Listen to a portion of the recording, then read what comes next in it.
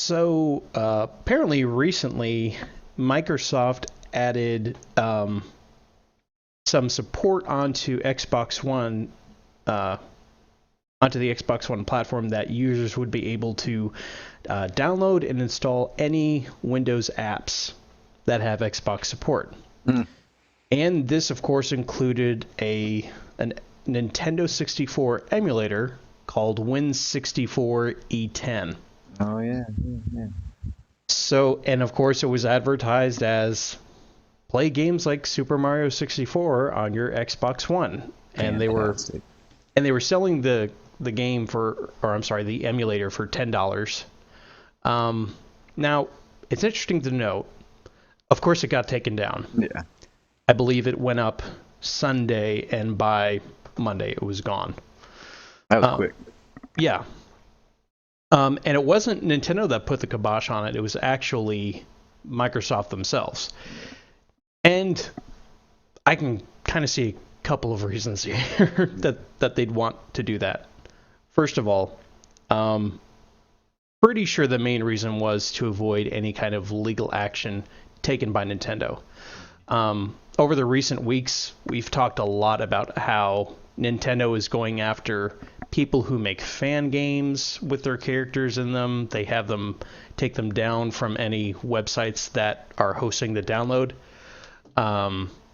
They did this with another Metroid 2 remake. There was something called No Mario Sky, which is exactly what it sounds like. Yeah.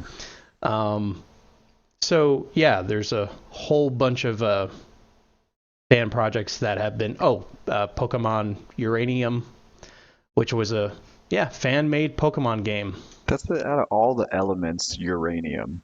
That seems like the least Uranium. stable of Pokemon games. If it glows green, it's supposed to. They're all radioactive based. But yeah, I mean, Nintendo has kind of been on the warpath as far as like it's our IP and no one else's.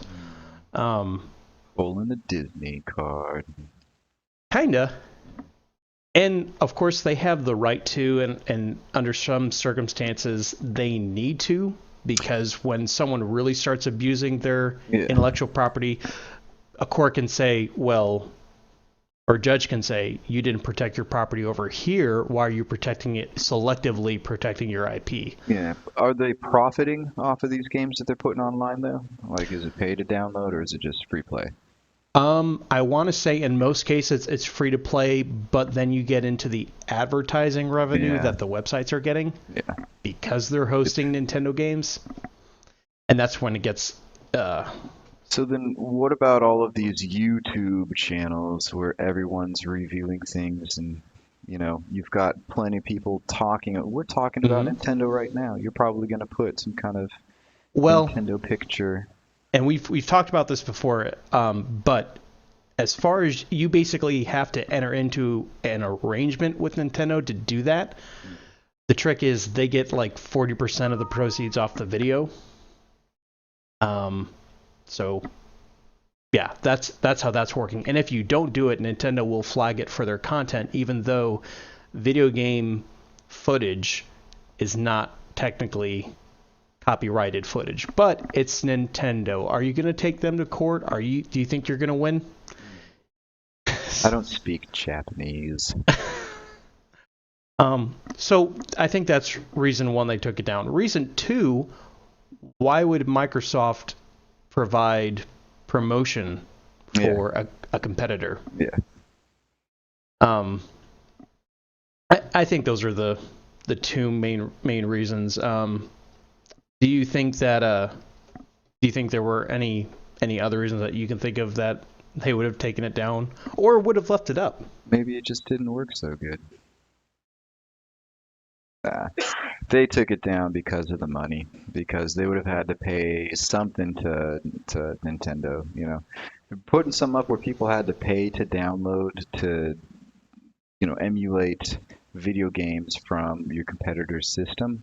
You're profiting off of the work of Nintendo. Like that's not ethical, and Right. it's obvious why they took it down. It's just it also is kind of upsetting because it would be awesome to play N64 on your Xbox, but I mean, if you've got a computer, you can, not saying you should, I'm not condoning it, but Well, it's super easy. yeah. Like everybody knows exactly where to go to get every NES, Super Nintendo, and 64 game and emulator.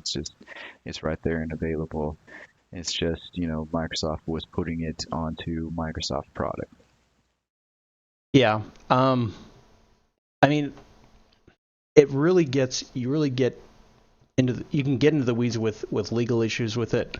I mean, and just having an emulator out there, it's not illegal to distribute one. Yeah. The ROM situation, getting a hold of the actual game files, that's a little bit more. It's weird because, in the 90s when I looked into it, Yeah. when it first came out, like, everyone was saying like, oh, if you own the games, then it's fine. Yeah. If you rip them yourselves, then it's fine. According to Nintendo, no, actually, that's not legal. Even if you own the game, you're not allowed to have a digital backup version on running on your computer. And that's also, But that's according to Nintendo. yeah, that's also the hard part about the legality of it because I'm not a lawyer and I don't know what book you have to buy, and read through to actually find like the confusing legal terminology stating that it is okay to have the digital copy. Like if somebody could show me where that is actually a law, then I'll say, yeah, Yeah. post it online. But I mean, I mean, there's e- ethically, I don't have an issue with emulation. yeah, Um, Especially like because we've been talking about the NES Classic Edition coming out, which I'm gonna buy. Nintendo will definitely be getting their money for me for buying Super Mario Brothers 3 for like the umpteenth time at this point. yeah. But there are some games that are missing on there that I'd love to have that will never be re-released due to licensing issues. Like what? I love Ninja Turtles 2 and 3. Those Yeah. are solid beat 'em ups. Three was Turtles in Time, wasn't it? No, no, Manhattan that was Project. four. Yeah, Manhattan Project. Yeah, Yeah, but the arcade, both that and TMNT2, the arcade game, were awesome. But yeah, you'll never see those on like the virtual console or, yeah, unless. And I think Konami. I don't even think Konami, who developed the game, can say, yeah, Nintendo, you can do it because now who owns the game rights to the Turtles games? yeah, They have the right to say where it goes. yeah.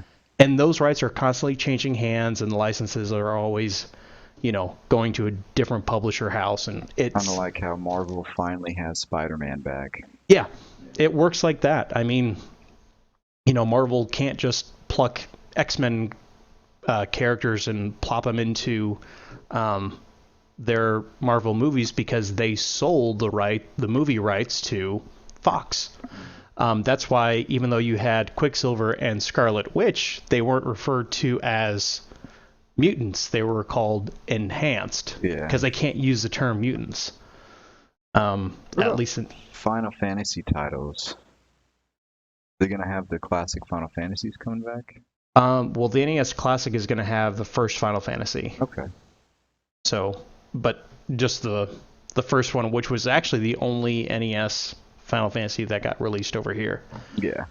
Um, And everything else was, uh, I think Anthology on PlayStation released some of the ones that we couldn't get. Everything else, what did you need to do? Download an emulator and get the ROMs get a because language patch in there if it was there's available. there's no way that you're gonna, get a hold of one of those. Yeah, so I really don't see anything wrong with it. Legally, it's a different story, but Yeah. I can definitely see why Microsoft got rid of this as fast as they did. Yeah. I just think it was just a dumb idea. Whoever, somebody should have lost their job. Maybe someone did. I got an idea. Let's take the PlayStation 1 and just make an emulator PlayStation 1 on that. Stick, Yeah, Banjo-Kazooie. and then you have all the Microsoft fanboys. Get this emulator off here. It doesn't belong. Oh my goodness. But actually, if you want to play Nintendo 64 games, you can because of the rare replay. There's some I don't know if Banjo Kazooie's on it, but Perfect Dark is. Yeah, First, Perfect Dark was a good one. yeah, It was the next step after 007, after GoldenEye. but no one cared because it was like 2000 and the Dreamcast, and I think Dreamcast was out, PS2 was on its way, nobody cared.